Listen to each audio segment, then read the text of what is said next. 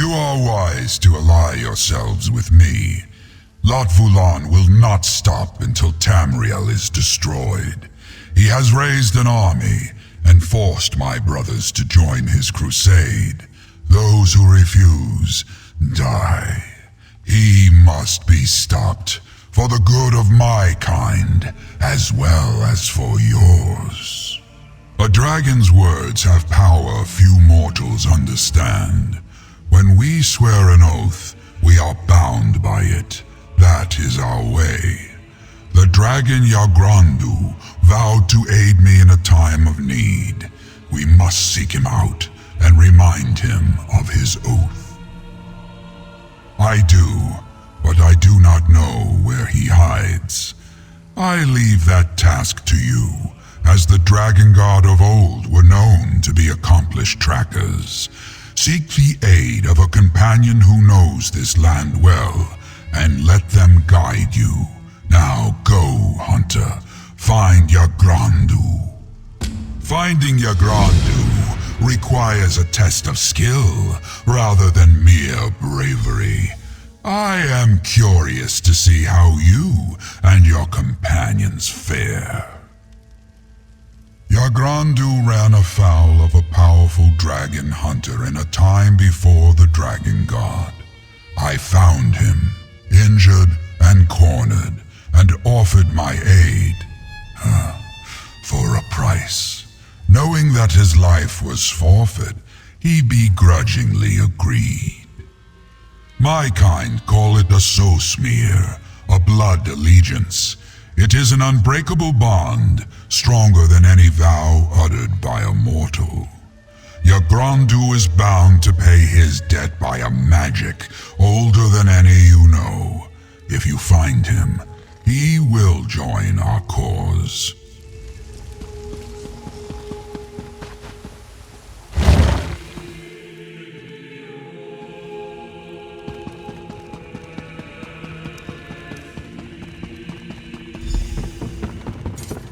We're part of the Dragon Guard, Aelia. It's not stealing. I think we should ask before putting them on. But it looks so good on you. Look what we found, Walker. Zaji has to say, the Dragon Guard certainly has style, though this one did decide to make a few alterations. Now, what's our next move? What does our dragon friend have up his scaly sleeve? A missing dragon, huh? Then you'll want to head to Kenarthi's Breath Temple. The priests there can find all sorts of things, if your cause is just. I'm certain they wouldn't mind helping the noble Dragon Guard defeat a great evil. South of Black Heights, Zaji's childhood village. Just follow the ringing of the bells, yes? You can't miss it. Zaji will meet you there? Yes, of course. This one is your resident expert, after all. He just did not realize that his first Dragon God mission would take him back to Black Heights. He hasn't visited since... well, he has never visited. The only thing remarkable about Black Heights is just how unremarkable it is. Nothing ever happens there. The villagers paint the wall of life. The priests pray to Kenarthi for guidance. It's all very, very dull. A big mural. The villagers each add to it before they die, preserving their stories for generations to come. Zaji remembers staring at it when he was a Jakajit. The stories of this one's ancestors made Zaji think... That's it. Merchants, weavers, fishers, and farmers. There were now stories of heroes, no glorious tales of adventure. All Zaji saw in that mural was a life too dull to contemplate. And so, this one ran away and never looked back. Kenarthi is the goddess of the winds. She guides the Khajiit, ensuring our ships reach safe harbor and our souls find the sands behind the stars. With Kenarthi's power, the priests can guide us to what we seek. Something to do with the bells, Zaji thinks. He has never seen the ritual, of course. It is only performed in times of dire need, such as when a group of brave Dragon Guard must find a dragon, yes? It's settled. To Black Heights. And I'm coming with you. What? You don't trust Zaji to handle this? Not in the slightest.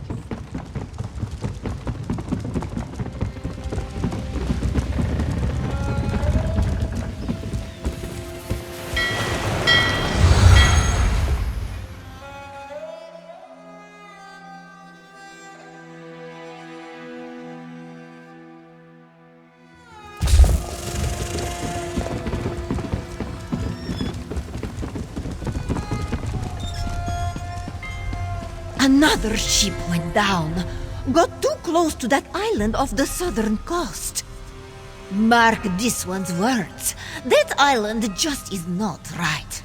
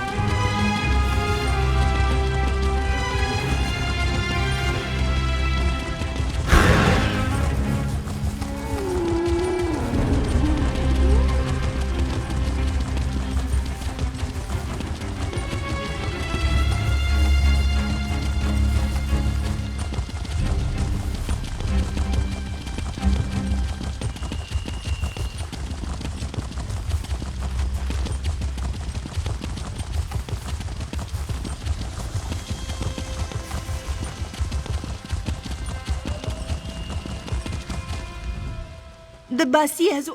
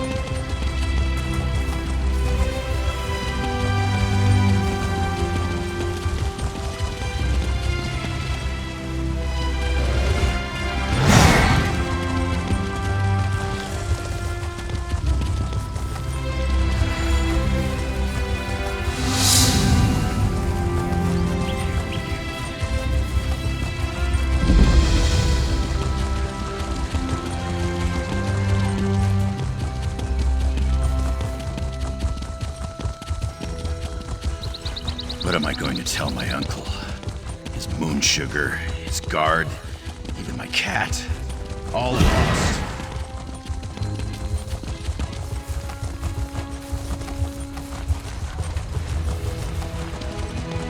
Here we are, in Arthi's Breath Temple, home to sweet winds and pleasant chimes. Zaji, I don't like your tone.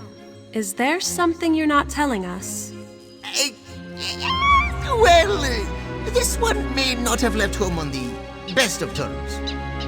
Oh, I'm sorry, Zaji. I didn't mean to pry. Do you want to wait outside?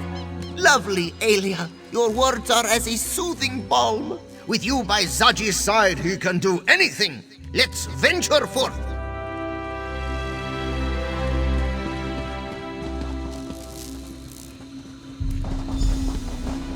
Oh no. Oh no. Mother, it's been so long. Out! Out of this temple! You disrespect Yanarthi with your very presence. Please, this is important. We're trying to save all of Elsewhere. Then this one will speak with your companions. As for you, out! Zaji will, wait outside. Zaji claims you seek to save Elsewhere, yes? Dedali doesn't believe anything that comes out of that insolent cob's mouth. But you should not be judged for his failings. Why have you come here? A noble quest. Unfortunately, this temple will be of little help. We lost one of our sacred temple bells many years ago. We have not been able to call upon Kanathi's guidance ever since. Dedali's Jekozit of her son stole it. That is why Zaji is no longer welcome in this temple. Still, Kanathi shows grace in all things, even betrayal. If you find the bell and return it, this one will search for your dragon. Once you return the bell, Dedali will call the winds of Kanathi to lead you to what you seek. Should all go well, they will take you to this dragon. This is a place of worship, dedicated to Kanathi, goddess of the winds. She fills Kariti sails and guides our ships to safe harbor. She carries the souls of the departed to the sands behind the stars and leads our heroes to glory. We pray to Kanathi to share her knowledge, for all of Tamriel feels the caress of her winds. We train to hear her words in the ringing of our sacred bells. Through them, we can find that which is lost. So you must get Zaji to return the bell. Why Zaji would perform such sacrilege is beyond this one's wisdom. It wasn't that Dedali was surprised he left. Anyone could see his paws itched for travel. But to steal from our holy temple? Dedali did not become clan mother of Black Heights for holding a grudge. Anyone who seeks to help elsewhere against these terrible dragons deserves our aid, even if it means dealing with Dedali's traitorous son.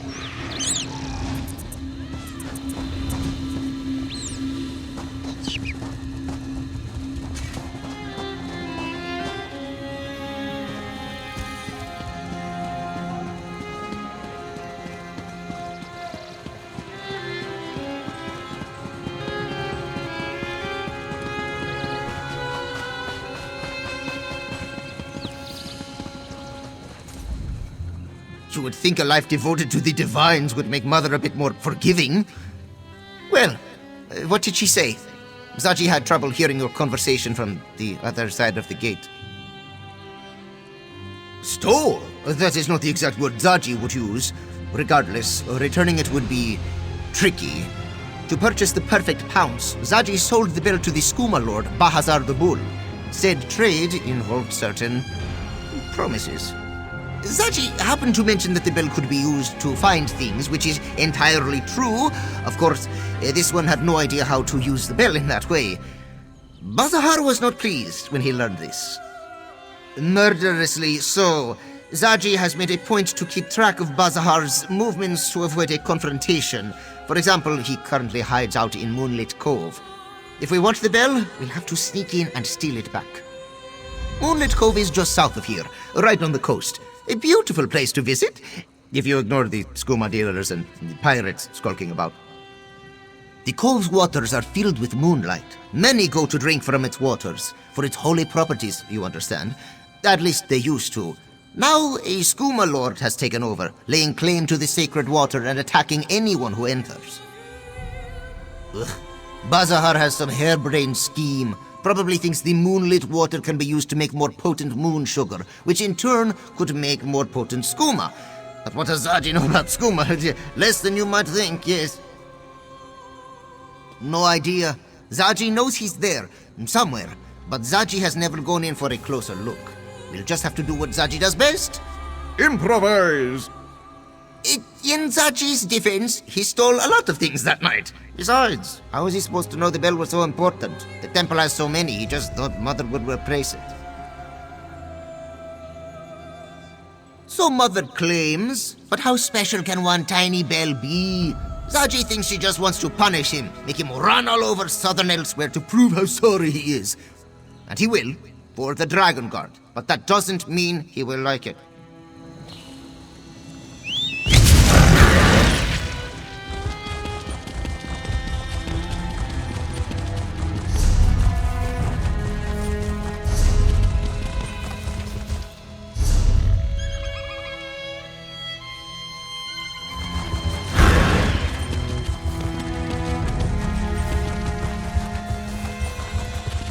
What am I going to tell my uncle? His moon sugar, his guard, even my cat, all lost.